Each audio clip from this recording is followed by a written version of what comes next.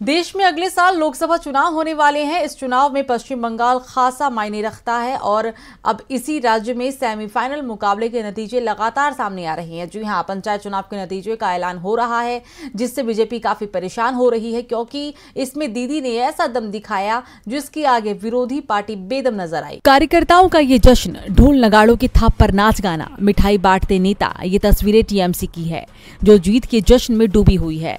और वो खुशी है लोकसभा चुनाव से पहले हो रहे सेमीफाइनल यानी कि पंचायत चुनाव में बढ़त की।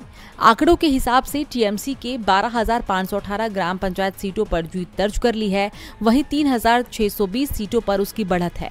बीजेपी ने 2,781 सीटों पर जीत दर्ज कर ली है और 915 सीटों पर उसकी बढ़त है।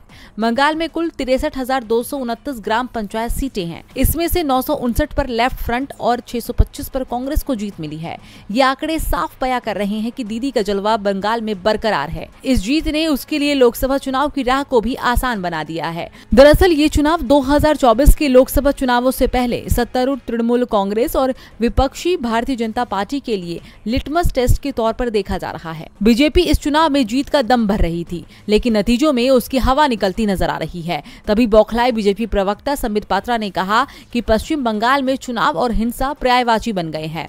जहां तक पश्चिम बंगाल में पंचायत चुनावों की बात है तो करीब 45 लोगों की जान गई है।